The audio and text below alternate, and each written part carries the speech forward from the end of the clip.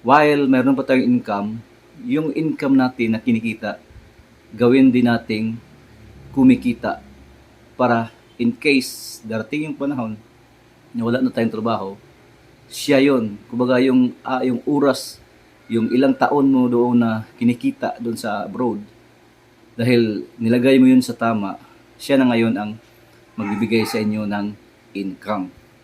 So kahit po anong negosyo guys, kahit ano po, hindi ko naman sinasabi dahil nandito tayo sa lechon manok business, kahit ano pong negosyo na linya nyo or sa tingin nyo ay madali lang para sa inyo gagawin, gawin nyo na ngayon.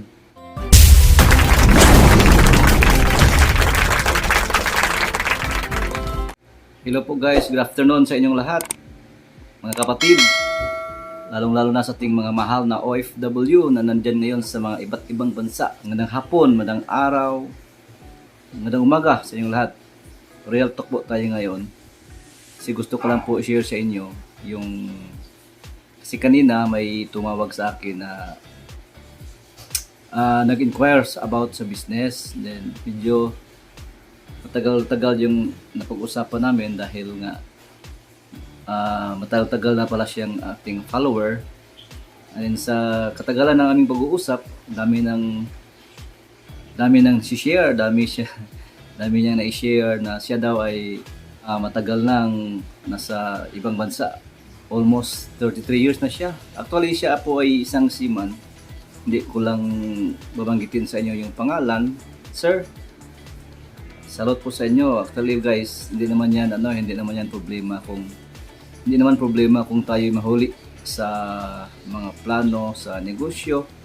At least kung tayo magsimula, meron talaga tayong mapuntahan. Ibig sabihin, kung mayroon kang itinitanim, mayroon ka ring aanihin. So hindi lang po siya yung nakapag-share sa akin guys about sa pagiging seaman niya. Ang dami na po yung mga halos lahat na nakausap ko na gusto maging partner sa atin. Mga iba't ibang mga karanasan sa paghahanap buhay sa ibang bansa. Ang dami ko nang nakausap regarding sa sitwasyon nila. Alam ko sa mga OFW, mga seaman, malaki-laki po ang kinikita. Kaya po tayo pumunta doon sa ibang bansa nga dahil hindi natin matatanggi, mas malaki ang kita doon kaysa dito sa Pinas. Yung kinikita natin doon, kahit ordinary lang tayo na mga workers, so sahod po yan dito ng mga managers. Kasi guys, dito sa atin, kahit pa 24 hours ka magtrabaho dito, mauubos na lang yung oras natin hanggang iabot na lang tayo ng matanda na kahit 70-80. Talaga pong hindi tayo tawagin na lang nating yayaman. Bakit? Kasi sa liit ng kinikita. Kaya karamihan sa atin, mga Pilipino, ay nag-abroad. So yun ang nagiging solusyon natin dahil nga kulang tayo dito sa kinikita. Now, ang laking problema kasi yung ating mga kinikita ay hindi napunta sa magandang mga investment. Kumbaga, yung sana kung mayroon tayong kinikita na medyo malaki-laki, ito po yung gagawin nating puhunan or habang tayo ay nagtatrabaho, like for example, kung umabot ka na ng 30 years doon sa ibang bansa, sa first year mo pa lang, kung nasa mindset na lang natin na yung pagtatrabaho natin doon sa ibang bansa ay hindi yan forever. So, ilang taon lang yan, may hangganan yan. So, ang problema, yung mga experience sa mga nagkapagkwentuhan ko, kausap natin ng mga OFW, matagal na raw sila doon sa ibang bansa, pero hanggang ngayon, wala pa rin silang naipon. Actually, hindi naman yan kasalanan guys, pero darating din kasi yung panahon na tayo po ay tatanda na. And then, yung oras natin na ginugugol doon sa ibang bansa na almost 30 years, and then after that, nag-retire na tayo, dito tayo uwi sa ating bansa, we retired broke. Kumbaga, bumalik tayo sa primero. Nagiging, kung saan tayo nagsimula, bumalik tayo doon. At ang problema ngayon dahil matanda na tayo, wala tayong pambili ng gamot. Meron tayong malaking bahay pero hindi na natin ma-maintain, wala na tayong papaganda sa ating bahay dahil nga wala ka ng pera na pumapasok sa inyo. Bakit? Dahil hindi ka na nagtatrabaho. Kaya ito po ang real talk guys. Ito talaga ang nangyayari karamihan sa atin na mga Filipino. Yung mga OFW na nandyan sa ibang bansa. Yung mga seaman. Hindi yan lahat guys kasi mayroon naman ng iba na talagang sineswerte din dahil maaga nilang natutunan ang financial literacy. Actually, yung financial literacy po ay hindi naman po para lang sa mga nakapagtapos ng kahit anong mga natapos nila or manager sila or successful sila. Hindi po, dapat lang talaga malaman ng bawat isa ng mga tao ang financial literacy. Kasi tayo po, lalong-lalo na, ito po ay para sa mga FW, ito ay para sa mga medyo bata-bata pa, yung kasisimula pa lang nag-abroad. At least, kung marinig niyo ito ay ilagay niyo ito sa isip niyo na hindi po tayo habang buhay nagtatrabaho. Kaya, diba, kung mapansin niyo, lalong-lalo na yung mga seaman, kung tayo po ay bumaba sa barko, after 6 months, ano mangyayari? Diba, pagbaba natin sa barko, mga Pilipino, mahilig sa mahilig talaga sa happy-happy. Kumaga, nakalimutan natin na sa 1 year nating nandun sa barko, how many years tayo nandun sa ibang bansa, halos tayo nag-overtime palagi para kumikita. And then, pagdating natin dito sa ating bansa, gastos dito, gastos doon, nauubos. Then dumating yung panahon na wala na tayong pundo, mag-a-apply naman tayo ulit abroad. Yung mga seaman na naman, maghahanap na naman ulit para rarampa naman ulit sa barko. Bakit? Dahil nauubos na yung pundo. So ibig sabihin, kahit gaano pa kalaki ang kinikita natin doon sa ibang bansa, talaga pong mauubos. Diba? Kaya yung gagawin natin, kasi hindi naman talaga habang buhay tayo nagtatrabaho, ngayon pa lang iplano na natin. Before tayo umabot sa mga edad na yaon, sa papayag tayo at hindi, mag-retire talaga tayo. Yung iba nga nag-retire at 65 dahil nga siguro ayaw pang tumigil sa trabaho dahil wala nang pumasok na pera, di ba? Darating talaga yung panahon na tayo po ay mag-retire. So, pag mag-retire na tayo, ano bang kinakailangan natin? Pera. So, ngayon pa lang, walang ibang solusyon guys, except talaga doon sa mga marami ng pera. Pero mostly sa ating mga Pilipino guys, alam ko ay nasa ibang bansa. Ibig sabihin nag-abroad ka dahil naghahanap ka ng pera. So ngayon pala gawaan natin ang solusyon na dahil darating talaga yung panahon na mag-i-stop talaga sa tayo sa pagtatrabaho, while meron pa tayong income, yung income natin na kinikita, gawin din nating kumikita para in case darating yung panahon na wala na tayong trabaho, siya yun. Kumbaga yung oras, yung ilang taon mo doon na kinikita doon sa abroad, dahil nilagay mo yun sa tama, siya na ngayon ang magbibigay sa inyo ng income. So kahit po anong negosyo guys, kahit ano po, hindi ko naman sinasabi dahil nandito tayo sa lechon manok business, kahit ano pong negosyo na linya nyo or sa tingin nyo ay madali lang para sa inyo gawin nyo na ngayon. Kasi darating yung panahon na palagi lang tayo nagsasabi, mag-start ako ng negosyo, mag-start, another years na naman start, walang mangyayari. So ngayon pa lang, simulan nyo na negosyo, kahit anong negosyo na papasukan nyo para sa ating income replacement guys. Importante na, lalong-lalo na sa mga OFW at ating mga kapatid na mga seaman. Kasi guys, marami din akong mga kaibigan ng mga seaman, yung pera ay napunta lang doon sa malaking bahay. Except doon sa mayroon talaga na invest na nakabili ng mga magandang, nakapag-isip ng magandang investment, lalo na yung lupa, di ba? Nakapagpatayo ng negosyo. Pero hindi po lahat guys ay nakapagpundar. Dahil marami ding mga rason. Siguro sa pamilya nila marami pang pinapaaral, marami pang ginagastusan. Pero meron ding mga kapatid din natin na yung pera talaga ay napunta sa wala. Baga, pagdating lang nila dito, gasto doon.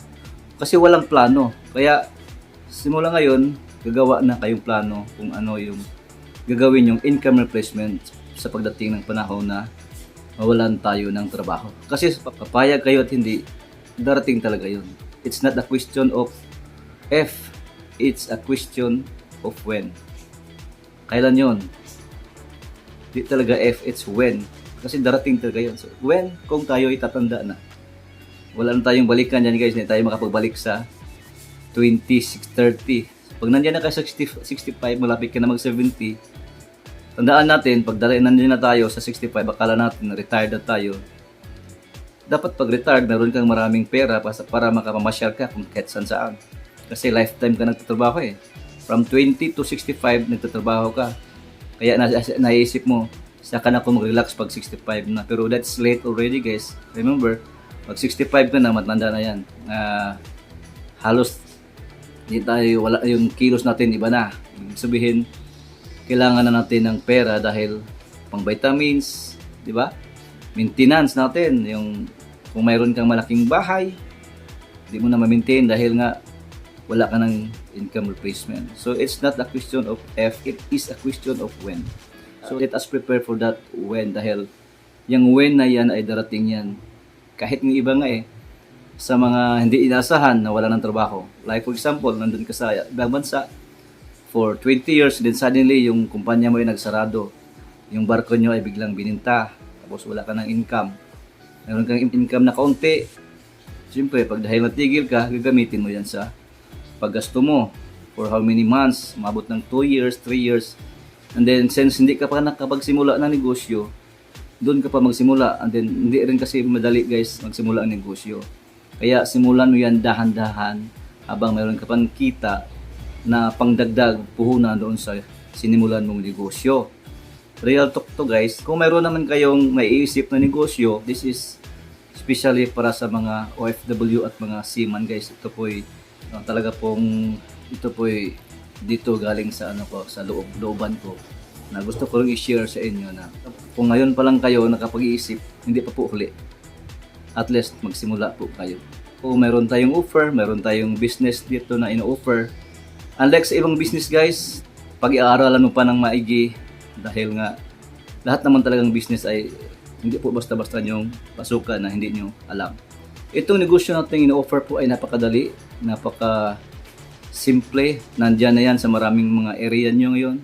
In fact, ngayon mga malalaking negosyo na sila. Lechon manok business. Tayo po ay mayroong sistema, mayroon tayong existing na business na ngayon po ay nandito ako. Hindi ko naman sinasabi guys na malaking negosyo na ito. Pero for past 10 years, dito na po ako nabubuhay. And then hindi naman ako nagpa-franchise. Itong naisip ko ay dito lang, nagkaganito lang ito nung nagsimula ang pandemic. So kaya naisip ko, why I have to go to franchise kung mga tao naman ay naghihirap. Diba? So, pag franchise kasi guys, pangalan niyang bibilhin, then, syempre, maraming mga posible pang fall downs kasi nga, di natin siguro yung negosyo eh. Kaya po ako, parang maiisip ko, mas maganda ang ganito. Share ko lang itong negosyong ito, duplication of business. Kasi kahit si Jollibee naman, pag mag-franchise ka, 20 million, di ba? Si McDonald's, ilang million. Dahil meron na silang mga sistema. Tayo guys, kahit maliit pa lang tayo, hindi ko po sinasabi sa inyo na ako po isang successful na or hindi ako nagmamalaki na maganda, mayroon na tayong negosyo na malaki. Hindi po. Ito po sa akin ay sinishare ko lang sa inyo. Kung ano lang mayroon ako ay itong negosyo na nandito ako ngayon na for the past 10 years ay so far dito po ako nabubuhay.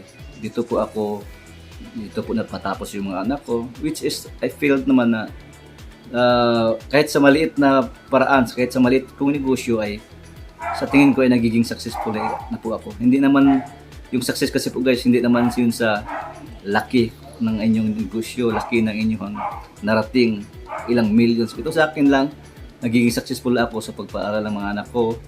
Mayroon din ako naghihirap, mayroon ako nabibiling yung nabibili po ang mga gusto kong bilhin. So nandito pa rin tayo, kumbaga, kung sino man sa inyo ngayon ay wala po negosyo, pwede po kayong makipag-share sa ato. Kaya really ako po i-share sa inyo. Kaya meron po tayong mga package. Lalong-lalo sa mga wala pang ideya. Ito na po yung revolutionary business na i-share ko po sa inyo. Hindi ito franchise guys. duplication of business ito. Kaya samantalahin nyo ito kasi naisip ko rin, hindi na nga, sa tingin ko po, hindi rin pwedeng habang buhay ko itong ipag-share. Gusto ko lang ito, limited lang. So this year, puro mo po ito hanggang December. Sa mga gusto mag-avail, mag-PM lang kayo sa akin, messenger ko sa huling banda. Titingnan nyo yung messenger ko at yung contact number ko. Dinidiscuss ko rin yan previously doon sa ating vlog kung paano magiging partners. Nagawa ko lang itong vlog na ito dahil kanina nga may kausap ako na mabait na tao rin na pag ano din siya, na pag-iisip-isip din kasi siya na ilang taon na siya na nag-abroad pero wala pa rin siyang gusto na siyang magpahinga. Ayaw na niya nang babalik pero babalik pa rin siya dahil nga wala nga siyang pundo.